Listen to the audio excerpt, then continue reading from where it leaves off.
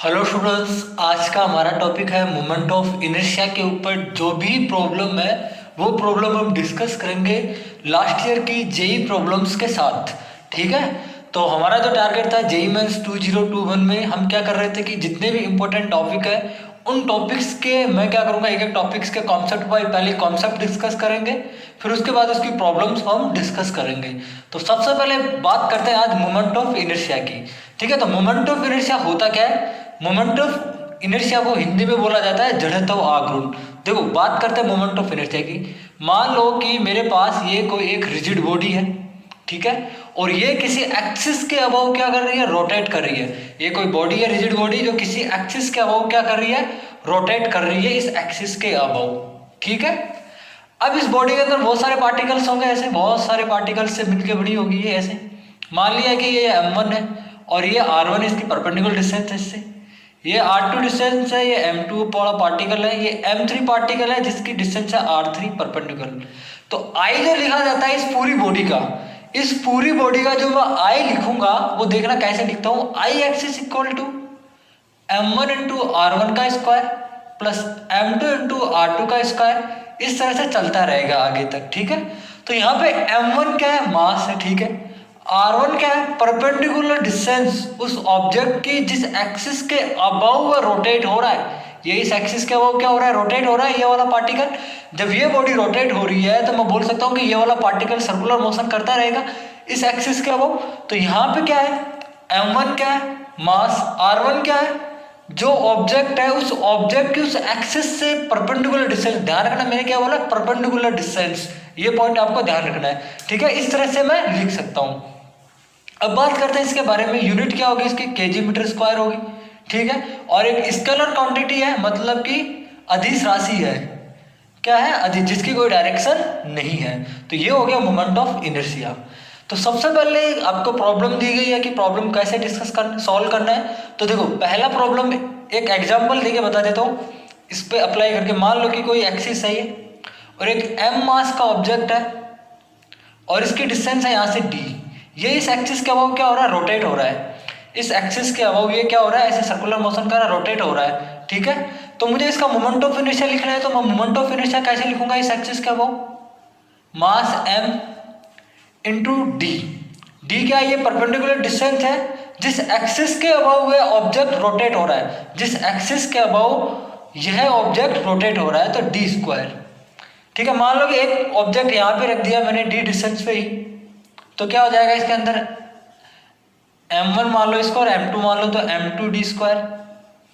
ठीक है, तो इस तरह से हम मोमेंट ऑफ इनर्शिया निकाला जाता है। तो सबसे पहले सवाल है आपके पास, एक मैंने रॉड का लिया है, तो कुछ स्टैंडर्ड मोमेंट ऑफ इनर्शिया है जो आपको याद करना है। वो मैं आपको यहाँ पे नहीं बताऊंगा उनका डेरिवेशन किस तरह से आता है। तो स्टैंडर्ड मोमेंट ऑफ इनर्शिया आपको क्या करना है? याद करना है। ठीक है, सेल्फ से आपको याद करना है। सबसे पहले मैं सवाल करता हूँ, एक एक्सिस है और ये कोई रोड है, ठीक है, जो कि नॉन यूनिफॉर्म है। क्यों? क्योंकि उसका लैम्डा दे रखा है लैम्डा नॉट एक्स स्क्वायर। यहाँ पे लैम्डा की बात करते हैं तो ये होता है पर यूनिट लेंथ में आने वाला मास। लैम्डा की यूनिट देखो केजी पर मीटर, पता चल गया? पर यूनिट लेंथ में आने वाला मास केजी पर मीटर। ठीक है, जो दे रखा है लैम्डा नॉट एक्स स्क्वायर, तो इसको बोलते हैं मास लीनियर डेंसिटी। ठीक है, लीनियर मास डेंसिटी बोलते हैं, जो कि क्या हो रहा है? एक्स के साथ चेंज हो रहा है। ठीक है, रोड है, लेंथ इसकी एल है, मुझे इसका मोमेंट ऑफ इनर्शिया निकालना है इस एक्सिस के अबव। अब क्या करूंगा? क्या ml स्क्वायर बाई 3 लगा दूं? नहीं, मुझे ये नहीं लगाना, क्योंकि ये यूनिफॉर्म रोड नहीं है। ये वैलिड कब था फॉर्मूला? जब यूनिफॉर्म रोड होती है। यहाँ पे इसकी डेंसिटी क्या हो रही है? चेंज हो रही है। लीनियर डेंसिटी क्या हो रही है? इसकी चेंज हो रही है। तो देखो कैसे करूंगा मैं इसको सोल्व करने के लिए। देखो, सेम मेथड है। यहां से x डिस्टेंस पे जाके एक dx मोटाई का एक छोटा सा एलिमेंट लूंगा, ठीक है, और उस जरा सा उसका मास होगा dm। छोटा सा एलिमेंट है तो उस छोटे से एलिमेंट का मास होगा जरा सा dm। ठीक है, अब इस जरा सा मास का जरा सा मोमेंट ऑफ इनर्शिया होगा इस एक्सिस के अबव, और ये परपेंडिकुलर डिस्टेंस क्या है? x है। तो dm di equal to dm into X square. अब ये dm कैसे लिखूं? देखो, dm क्या है? यहाँ पे dx है, इसकी लेंथ कितनी है? dx। Per unit length mass कितना है? ये इसको ऐसे समझो कि 1 रुपए में 4 मिठाई आती है, ठीक है, तो 5 रुपए में कितनी मिठाई आएगी, 4 से मल्टीप्लाई कर दो। तो इसको ऐसे समझो कि पर यूनिट लेंथ में आने वाला मास तो ये है, पर यूनिट लेंथ में आने वाला मास तो ये है, ठीक है। अब dx में कितना आएगा, इसको dx से मल्टीप्लाई कर दो, तो dm कितना होगा, लैम्डा इंटू dx, अर्थात 1 मीटर में, और मान लो इसको ऐसे समझो कि 1 मीटर में इतना मास आ रहा है, तो dx मीटर में कितना आएगा, इससे मल्टीप्लाई कर दो dx से, वही 1 रुपये वाला काम हो गया यहाँ पे। तो dm को उठा के यहाँ पे पुट करो, di equal to lambda dx into X square, lambda का वैल्यू है लैम्डा नॉट जो कि कांस्टेंट है, और एक्स स्क्वायर और dx को इधर भेज देता हूँ मैं, और di। अब मैं इंटीग्रेट कर देता हूँ इसको, तो जरा सा टोटल सारा का सारा आ जाएगा। इंटीग्रेशन का मतलब होता है ऐड करना, तो जरा सा मोमेंट ऑफ इनर्शिया लूंगा तो सारा का सारा मोमेंट ऑफ इनर्शिया आ जाएगा, आई लैम्डा कांस्टेंट है बाहर आ जाएगा। लिमिट कहाँ से आएगी, 0 से लेके x बराबर 0 से लेके इसकी लेंथ कितनी है l तक, तो 0 से l तक इसकी लिमिट आ जाएगी। यहाँ पे इसका इंटीग्रेशन क्या होगा, x की पावर 4 का x की पावर 5, तो यहाँ पे l 5/5 आ चुका है मेरे पास आंसर। तो लैम्डा नॉट l की पावर 5/5 आंसर आ चुका है। तो ये हो गया इसका मोमेंट ऑफ इनर्शिया इस एक्सिस के अबव। अगला सवाल है आपके पास, ये तो कंटिन्यूस मास सिस्टम का था। अगला सवाल है, एक ट्रायंगल है, बिल्कुल ठीक है, उसके एंड्स पे यहाँ पे एक 3m का मास है, एक m मास का ऑब्जेक्ट है, एक 2m मास का ऑब्जेक्ट है, और ये यहाँ पे l लेंथ है, l और l, ठीक है। तो यहाँ पे इस एक्सिस के अबव आपको इसका मोमेंट ऑफ इनर्शिया पता करना है, तो एक बार खुद से ट्राई कीजिएगा। तो मोमेंट ऑफ इनर्शिया आपको इस एक्सिस के अबव पता करना है, तो देखो इस एक्सिस के अबव इसका तो मोमेंट ऑफ इनर्शिया तो 0 हो गया, इस वाले ऑब्जेक्ट का तो मोमेंट ऑफ इनर्शिया क्या हो गया, 0 हो गया। अब एक ये वाला ऑब्जेक्ट और ये वाला ऑब्जेक्ट इस एक्सिस के वो, ये वाली परपेंडिकुलर डिस्टेंस अगर मुझे पता चल जाए तो मेरा काम चल जाएगा, ठीक है। तो ये वाली परपेंडिकुलर डिस्टेंस मैं कैसे पता करूंगा, देखो समबाहु त्रिभुज है, तो ये एंगल कितना होगा, 60 डिग्री होगा, सभी साइड इसकी सेम है, ठीक है। तो ये एंगल कितना होगा, 60 डिग्री होगा, और ये वाला एंगल भी कितना होगा, 60 डिग्री होगा, ठीक है। अब ये कितनी लेंथ होगी, l cos 60 डिग्री होगी, ये वाली लेंथ कितनी होगी, l cos 60 डिग्री होगी यहाँ पे, ठीक है। और यहाँ पे सिंपल चीज है, यहाँ पे l cos 60 डिग्री और मिड में होता है, तो ये भी l cos 60 डिग्री होगी। तो यहाँ से मैं मोमेंट ऑफ इनर्शिया ऐसे लिखूंगा, इसका तो 0 होगा, ऐसे लिख सकता हूँ मैं इसको, यहाँ पे 3m का 0 का स्क्वायर प्लस इसका m मास और इसकी परपेंडिकुलर डिस्टेंस l cos 30, तो ये l/2 का स्क्वायर हो जाएगा, और इसका भी सेम 2m इंटू l/2 का होल स्क्वायर। तो ये हो गया इसका मोमेंट ऑफ इनर्शिया। अगला सवाल है आपके पास, थोड़ा जल्दी होगा, ठीक है। ये कोई आपके पास क्या है, रिंग दे रखी है, ये आपके पास क्या दे रखी है, रिंग, और एक रिंग ये एक्सिस है, ठीक है, इस रिंग के प्लेन से पास हो रही है, ठीक है, और इसके सेंटर से पास हो रही है, ध्यान रखना। इसको 2 बराबर भागों में काट रही है ये एक्सिस, इसको 2 बराबर भागों में काट रही है। तो इस एक्सिस के अबव मुझे मोमेंट ऑफ इनर्शिया लिखना है, तो वो मोमेंट ऑफ इनर्शिया कैसे लिखूंगा, और इस रिंग है, रिंग का मास m है और रेडियस r है, तो सिंपल है। सिंपल कैसे है, देखो यहाँ पे मैं क्या करता हूँ, इस वाले सवाल में देखो पहले इसमें मैं यहाँ यूज करूंगा परपेंडिकुलर एक्सिस थ्योरम।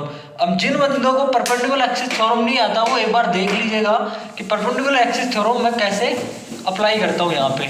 तो परपेंडिकुलर एक्सिस थ्योरम देखो,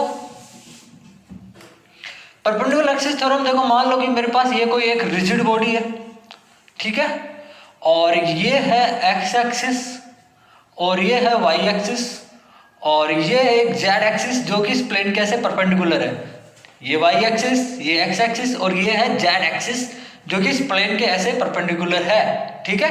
अब आपको आई जेड लिखना होगा, तो आप क्या करोगे, ये आई वाई प्लस आई एक्स, इस वाली एक्सिस के अबाउ उसका मोमेंट ऑफ इनर्शिया लिख दो और इस वाली एक्सिस के अबाउ उसका मोमेंट ऑफ इनर्शिया लिख दो, ठीक है। इनको दूसरा चीज ये ध्यान रखना कि जो वाई और एक्सिस है ये दोनों एक प्लेन में होनी चाहिए, ये जो वाई और एक्सिस है दोनों क्या होना चाहिए, एक प्लेन के अंदर होना चाहिए। तो आई जेड इक्वल टू क्या लिखूंगा मैं, आई Y plus I x, okay.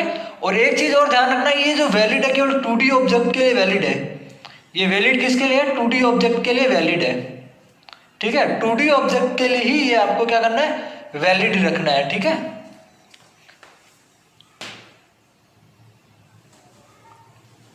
तो सॉल्व करते हैं इसको। अब ये वाली एक्सिस है, ठीक है एक। अब मैं क्या करता हूँ, इस वाले सवाल में एक एक्सिस अपनी इच्छा से यहाँ से काट देता हूँ मैं बीच में से।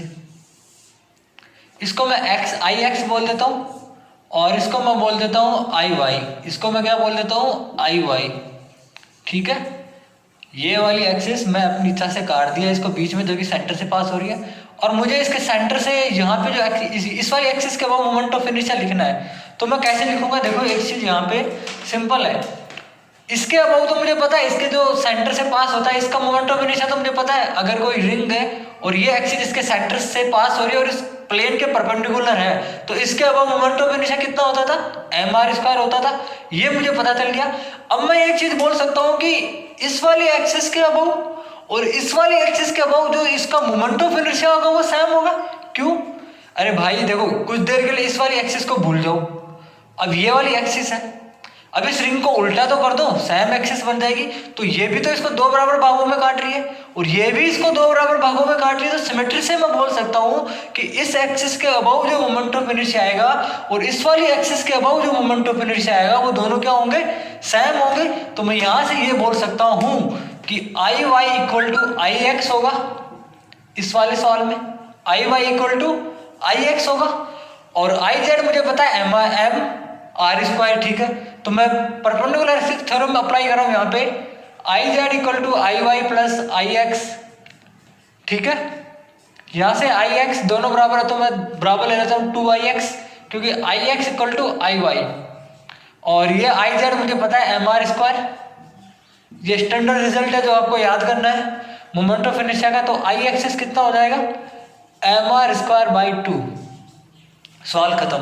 तो ये सवाल जेईई मेंस में अंदर आया हुआ सवाल है, जो कि मैंने आपको यहाँ पे क्या क्या सीखा हमने कि परपेंडिकुलर एक्सिस थ्योरम कब लगाते हैं और किस तरह से उसको अप्लाई करते हैं। और सिमेट्री वाला कॉन्सेप्ट जो हमने सीखा यहाँ पे वो इंपॉर्टेंट है कि ऑब्जेक्ट को चाहे आप ऐसा रख दो, सेम ही तो ऑब्जेक्ट है। तो सिमेट्री से बोल सकता हूँ कि इस एक्सिस के अबाउ जो मोमेंट ऑफ इनर्शिया होगा वही मोमेंट ऑफ इनर्शिया इस एक्सिस के अबाउ होगा।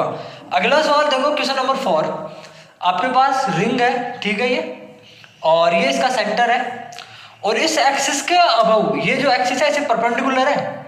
ये रिंग का प्लेन मान लो, इस रिंग का प्लेन मान लो, ये इसके ऐसे परपेंडिकुलर है। तो आपको इस एक्सिस के अबाउ क्या करना है, मोमेंट ऑफ इनर्शिया पता करना है इस रिंग का। ठीक है, तो यहाँ पे मैं यूज करूंगा पैरेलल एक्सिस थ्योरम। तो यहाँ से हम पैरेलल एक्सिस थ्योरम सीख लेंगे और उसका सवाल भी सीख लेंगे। और ये सवाल भी एग्जाम में आया हुआ है। आजकल इस तरह के सवाल नहीं आते, थोड़ा डिफिकल्ट सवाल आते हैं 2-3 ऑब्जेक्ट को लेके। तो देखो कुछ इस तरह से था। मैं सबसे पहले आपको बताता हूँ पैरेलल एक्सिस थ्योरम क्या होती है, उसके बारे में मैं थोड़ा डिस्कस करता हूँ। मान लो कि मेरे पास ये कोई ऑब्जेक्ट है, एक रिजिड बॉडी है। ठीक है, एक रिजिड बॉडी है और